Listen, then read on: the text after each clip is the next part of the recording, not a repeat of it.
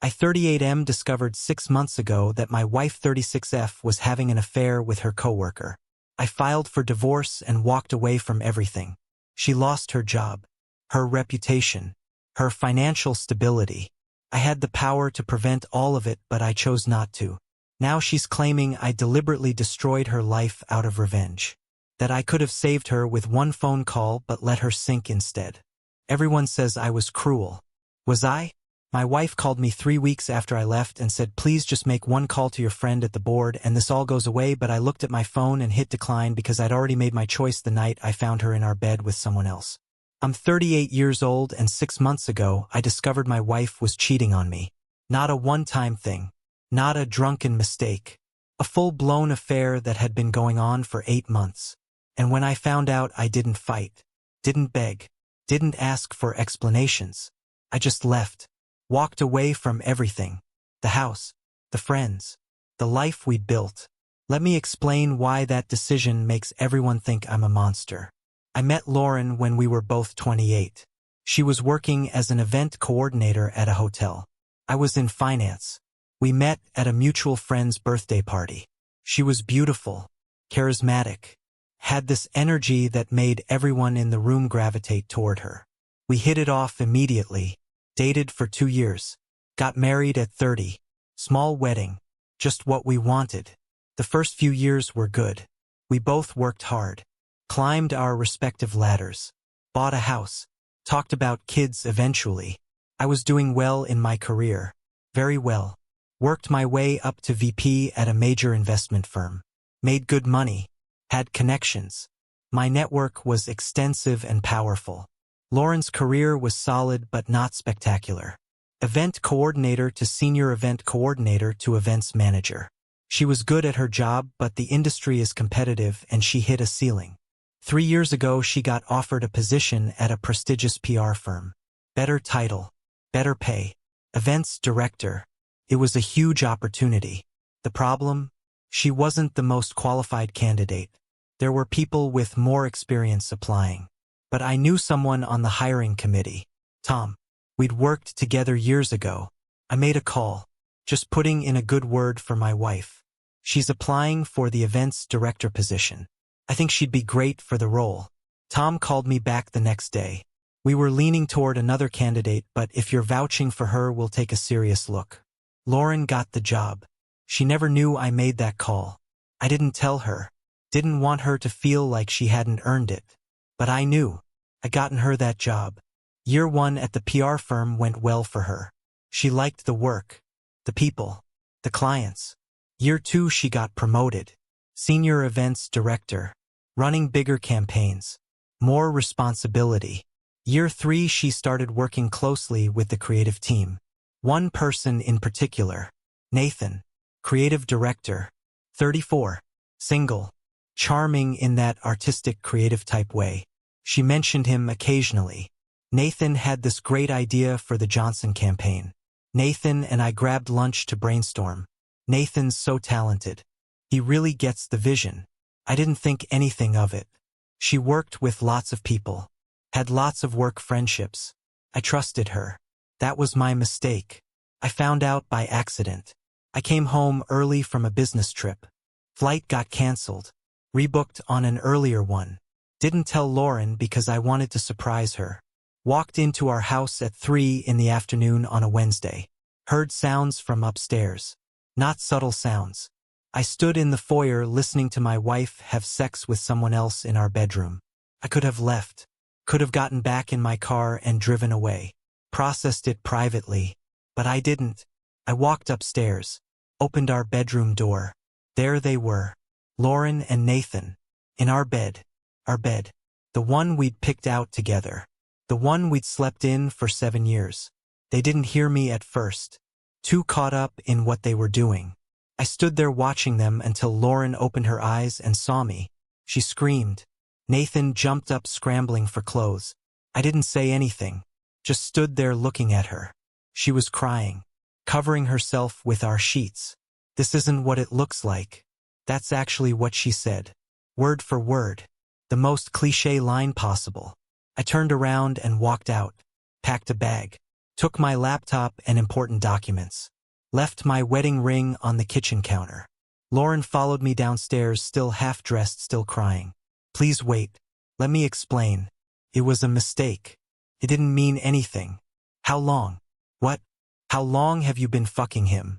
She hesitated. 6 months. You mean 8. What? I checked your location history on the family shared plan. You've been at his apartment every Tuesday and Thursday afternoon for 8 months. So don't lie to me now. How long? 8 months, she whispered. I nodded, picked up my bag, walked out. She called after me. Where are you going? We need to talk about this. I kept walking. I stayed at a hotel that night, called a divorce attorney the next morning, filed papers by the end of the week, didn't ask for anything, didn't fight over assets, just wanted it done. Lauren tried calling, texting, showing up at my office. I blocked her number, had security escort her out, refused all contact except through lawyers. My friends asked what happened. I told them. Word spread. Our mutual friends took sides. Most took mine. Some tried to stay neutral. Lauren's family called me. Her mother specifically. You need to talk to her. Work this out. She made a mistake, but marriage is about forgiveness. She made a choice. For 8 months. That's not a mistake. That's a pattern. You're throwing away 10 years over this. No. She threw away 10 years. I'm just accepting what she already did. Her father tried too. More aggressive approach. You're being stubborn. Prideful. Real men work through problems. Real wives don't cheat. He hung up on me. The fallout started about 2 weeks after I left. Lauren and Nathan's affair became public knowledge. Someone at the PR firm found out. Maybe saw them together. Maybe Lauren confided in the wrong person. Doesn't matter. Office affairs are messy, especially when both people work at the same company, especially when one of them is married. HR got involved, started an investigation. Turned out they'd been using company time and resources for their relationship. Meeting at company events, booking hotel rooms for conferences and sharing them, charging romantic dinners as client meetings. The company had a strict policy about relationships between employees at different levels. Events director and creative director counted as different levels. They were both put on administrative leave pending the investigation. Lauren called me from her mother's house where she was staying. I need your help. No, you don't. The company is investigating. They're going to fire me. Fire both of us. Sounds like a consequence. Please. You know people at the company. You know Tom. He's on the board now. You could make a call. Tell them it wasn't that serious. That we kept it professional at work. Why would I do that? Because I'm your wife. You're not my wife anymore. You're the woman who cheated on me for 8 months in our bed with her coworker. One call. That's all it would take. One call from you and Tom would make this go away. You're right. Probably would. So you'll do it? No. What? Why not? Because you don't deserve it. She started crying. Please. I'm begging you. I'll lose everything. My job. My career. My reputation. This will follow me forever. Good. Maybe it should. You're cruel. You're vindictive. You're punishing me. I'm not punishing you. I'm just not saving you. There's a difference. She hung up. The investigation concluded 3 weeks later. Both Lauren and Nathan were fired. For cause. Meaning no severance. No good references. Nothing. The PR firm is well connected. The industry is small. Word spreads fast. Lauren couldn't get another job in events. No one wanted to hire someone fired for an office affair that violated company policy. She ended up working retail, taking whatever she could get to pay bills. Nathan moved to another city, tried to start over somewhere his reputation hadn't followed him. They broke up within a month of both being fired. Turns out their grand love affair wasn't so grand when they were both unemployed and dealing with real consequences. I got calls from multiple people during this time. Lauren's best friend. You could help her. You have the connections. The influence. One call and she could get a new job. Why would I help the woman who cheated on me? Because you loved her once. Because she's drowning. She drowned herself. You're heartless. I'm just not a life preserver. Lauren's brother. Our family is suffering because of you.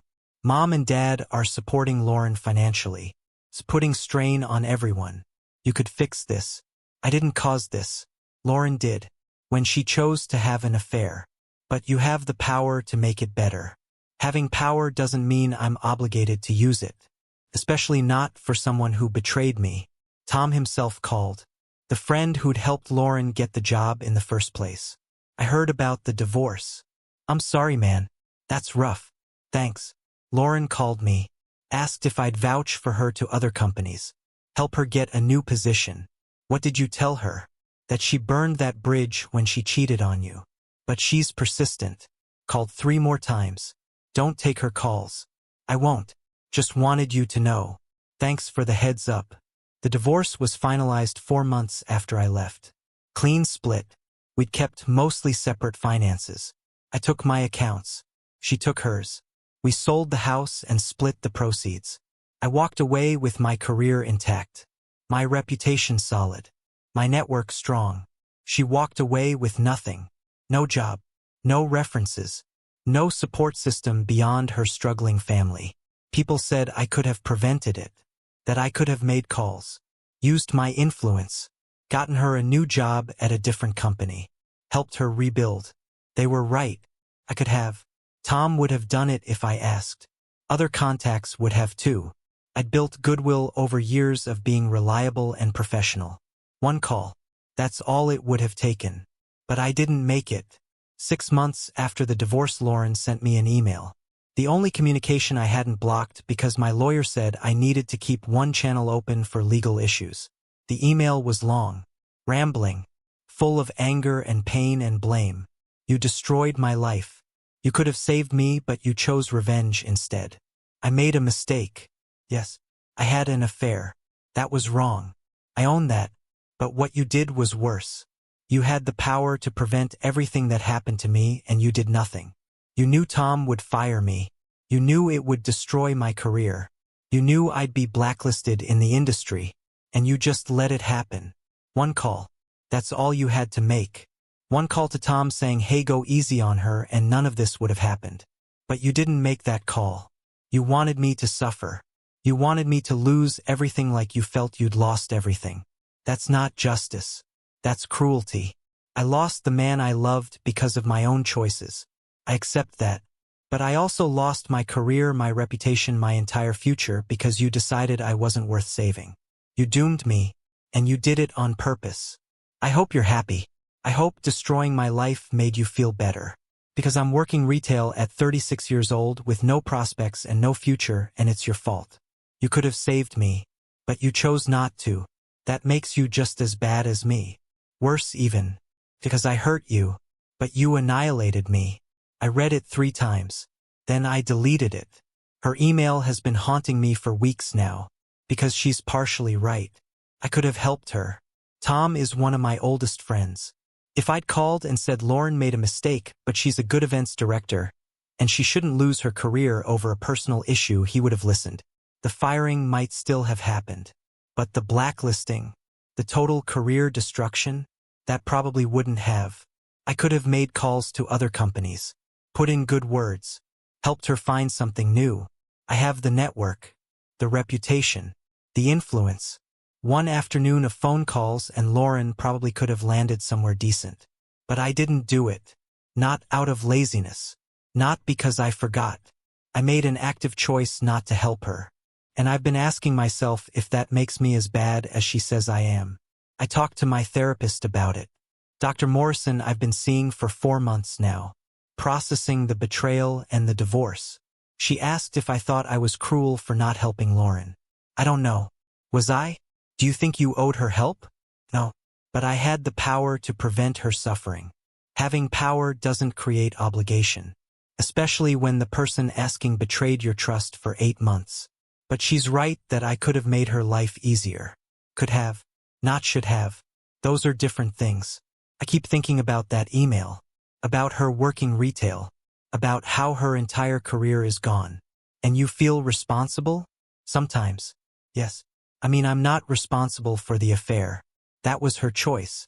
but I'm responsible for not mitigating the consequences. Are you? I could have made one call. One call to Tom. That's nothing. That's easy. And I didn't do it. Because you didn't want to help the woman who betrayed you. That's a valid choice. Is it? Or is it revenge? Dr. Morrison leaned back in her chair. I think you're conflating revenge with boundaries. Revenge would be actively working to destroy her, calling companies she applied to and sabotaging her applications, spreading rumors, purposely making things worse. But I did make things worse by not helping. No, you let natural consequences happen. You didn't intervene. That's not the same as causing harm. Feels the same to her. I'm sure it does. But her feelings don't change reality. She had an affair. She violated company policy. She got fired. Those are consequences of her actions, not yours. But I had the power to lessen those consequences. And you chose not to use that power. That's your right. You don't owe her rescue just because you have the means to provide it. My best friend Mark has a different opinion. We were having drinks last week. I told him about Lauren's email. Man, that's rough. Do you think she's right? That I destroyed her on purpose? Did you? I don't know. I mean, I didn't actively do anything. But I could have helped and I didn't. Why would you help the woman who cheated on you for 8 months? Because I could. Because it wouldn't have cost me anything. One phone call. But it would have cost you something. Your self-respect. Your boundaries. Your sense of justice. So you think I did the right thing? I think you did what you needed to do. You walked away. Clean break. No looking back. That's healthy. But she's suffering. She made choices that led to suffering. That's not on you.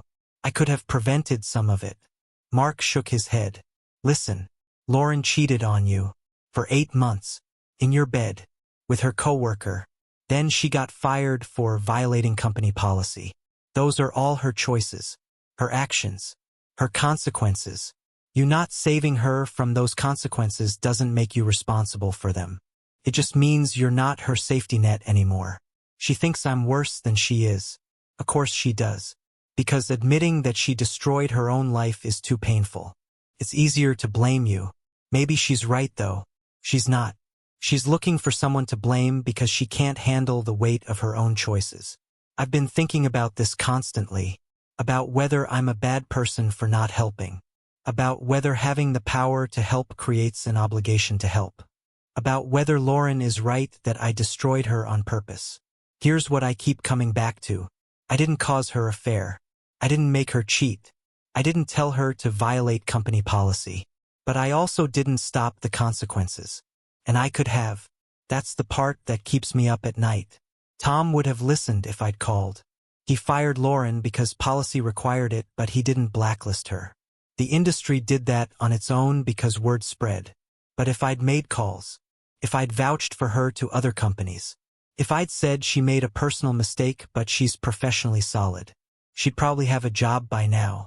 Not the same level, not the same prestige, but something better than retail. And I didn't do that. Not because I couldn't, but because I wouldn't. Lauren's mother called me last week. I almost didn't answer, but curiosity won. You've ruined my daughter's life. Hello to you too, Patricia. Don't be glib. She's living in our basement, working part-time at Target. She's 36 years old and her life is over. Her life isn't over. She's dealing with consequences. Consequences you could have prevented. Why is it my job to prevent consequences for someone who cheated on me? Because you have the power. Because one call from you and she could have a real job again. So call someone yourself. You know people. Make your own calls. I have. No one will touch her. They all know what happened. But they'd listen to you. You have credibility she doesn't have anymore. Whose fault is that? Yours.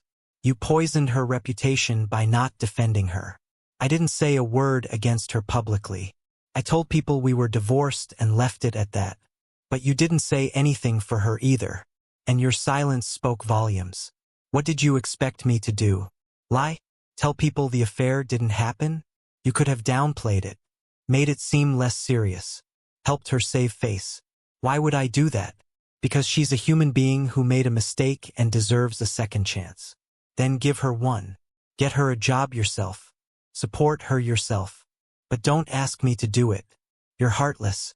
I'm boundaried. There's a difference. She hung up. I talked to my sister about it. Emma's always been my voice of reason. Do you think I'm wrong? For not helping Lauren?